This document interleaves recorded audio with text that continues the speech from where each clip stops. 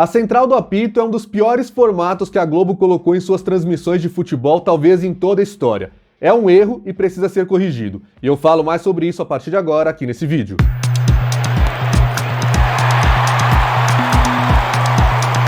Muito bem, pessoal, eu gravei esse vídeo aqui na noite de sexta-feira, tá indo ao ar agora no domingo à noite. Talvez tenham acontecido mais coisas ainda nas rodadas do Campeonato Brasileiro Série A e Série B, né? Pois é, na semana anterior, a arbitragem foi muito tema no futebol brasileiro. Nós tivemos aí jogos do Internacional contra o Botafogo, Corinthians contra o Goiás, São Paulo e Palmeiras, marcados por lances que causaram muita polêmica, né? E aí a central do apito acabou entrando em evidência novamente. Então eu fiz esse vídeo aqui, que é o nosso quadro semanal de opinião, para falar o que eu acho sobre essa questão. Eu acho que a Globo erra muito com esse formato. Ele mais atrapalha do que ajuda nas transmissões. A gente sempre teve, né, desde o Arnaldo César Coelho no fim dos anos 80, entrando na Globo como comentarista de arbitragem, essa presença nas transmissões da emissora. É um comentarista de arbitragem, sempre teve ali Arnaldo César Coelho, Renato Marcília, que recentemente foi para a Record, a gente tinha também José Roberto Wright, vários nomes que passaram pela Globo nesses últimos tempos, mas nos últimos anos eles acabaram inventando essa história de central do apito para dar uma marca, para parecer uma coisa mais moderna,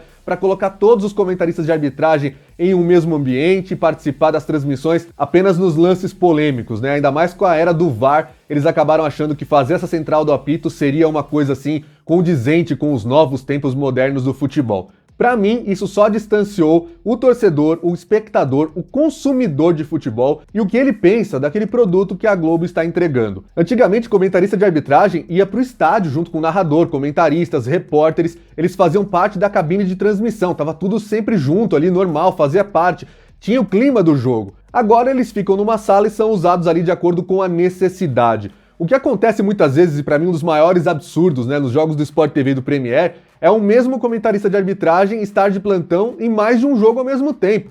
Então, se acontece um lance polêmico que precisa da rápida intervenção de um comentarista de arbitragem e ele já está fazendo uma intervenção no outro jogo que ele está cuidando, quem está acompanhando outra partida é obrigado a esperar, às vezes, alguns minutos até ter uma visão do especialista sobre o lance, se foi pênalti, se não foi pênalti, se estava impedido, se não estava impedido, o que aconteceu ele tem que esperar. Então é um formato que parece que causa economia, né? Porque para fazer isso, cuidar de mais de um jogo ao mesmo tempo, dá a impressão que eles estão querendo abraçar o mundo quando não podem isso, né? Com a central do apito aumentaram as críticas e as acusações de corporativismo, de defesa das decisões do campo, até um apelidinho surgiu nas redes sociais, né? Que é o central do amigo, porque eles sempre acabariam ali defendendo as opiniões de campo dos seus ex-colegas, amigos de profissão. E aí o segundo ponto para mim dessa história é que bons profissionais acabam sendo engolidos por tudo isso, por toda essa atmosfera. Por exemplo, Salvio Spínola era extremamente elogiado pelas pessoas quando era comentarista de arbitragem dos canais ESPN. Por que agora toda hora as pessoas estão criticando ele na Globo? O que mudou? Será que as opiniões dele estão diferentes agora? E aí a gente vai para o terceiro tópico, porque para mim os profissionais do microfone muitas vezes ficam inibidos a fazer as críticas. Por quê? Porque agora a gente tem um monte de comentaristas de arbitragem fazendo parte da equipe da Globo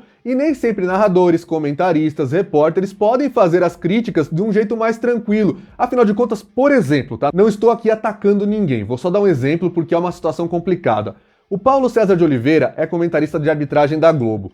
O irmão dele, Luiz Flávio de Oliveira, é árbitro FIFA e está apitando jogos que a Globo também transmite. Será que é tão fácil assim, no ar, em rede nacional, você fazer uma crítica mais pesada, às vezes necessária, sobre um irmão do seu colega de trabalho? Para a gente não só pessoalizar a questão do Paulo César de Oliveira, vamos lembrar que a Globo anda contratando profissionais de arbitragem que encerraram os seus ciclos no apito há pouco tempo. O Sandro Meirahit saiu da carreira de árbitro para ser comentarista da Globo. Não teve nenhum intervalo, uma quarentena, nada. Ele simplesmente virou o comentarista de arbitragem da TV Globo. E quarentena não são alguns meses não, tá? Quando eu falo essa expressão quarentena, seria um tempo para descansar, entre aspas, a imagem, dar um tempo realmente. Eu só contrataria árbitros que estivessem fora desse meio há alguns anos. Eu sei que não resolveria tudo. Se é uma questão de eles serem amigos ou não de quem tá apitando, amizades muitas vezes duram anos e anos, né? Mas eu não acho que eles deveriam fazer comentários sobre uma profissão que eles estavam exercendo até pouquíssimo tempo antes de assumir o microfone da maior emissora do país. Afinal de contas, do dia para a noite, você sai da posição de criticado, de um árbitro, de colega daqueles que estão ainda em campo e que vão continuar depois da sua saída,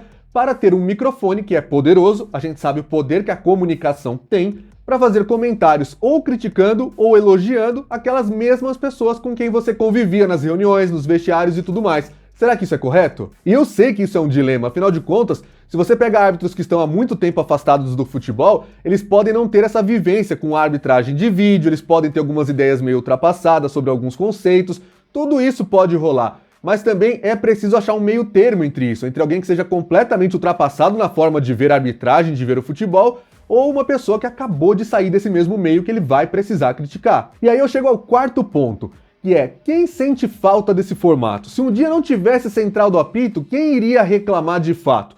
Nessa última semana que passou, a gente teve uma transmissão exclusiva da Amazon na Copa do Brasil. Uma não, foram 3, né? Bahia e Atlético Paranaense, Ceará e Fortaleza e também São Paulo e Palmeiras, que com certeza foi a maior audiência que a Amazon teve, até pelo volume de críticas e elogios que a gente andou recebendo aqui e também lá no Twitter. E entre as críticas, criticaram o Thiago Leifert como narrador, criticaram o Casimiro, criticaram o Souza como comentarista, criticaram a qualidade da imagem, criticaram o volume do som da torcida. Eu vi crítica para praticamente tudo, assim como elogios também.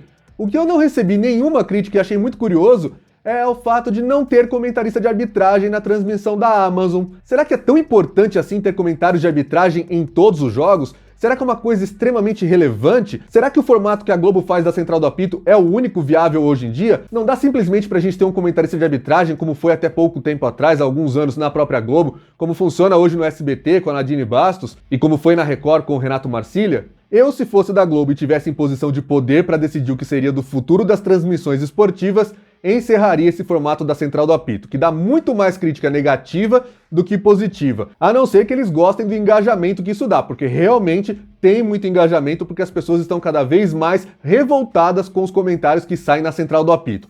Vamos colocar de volta lá? Quer ter comentarista de arbitragem? Coloca ele do lado do narrador, do comentarista, para sentir a partida que ele está comentando. E não simplesmente aparecer do nada na transmissão para comentar um lance polêmico com uma opinião que muitas vezes vai dar mais combustível para quem chama de central do amigo, corporativismo e tudo mais. Concorda? Discorda? Deixa aí nos comentários. Esse é o blog do Alan Simon, é você dentro da mídia esportiva.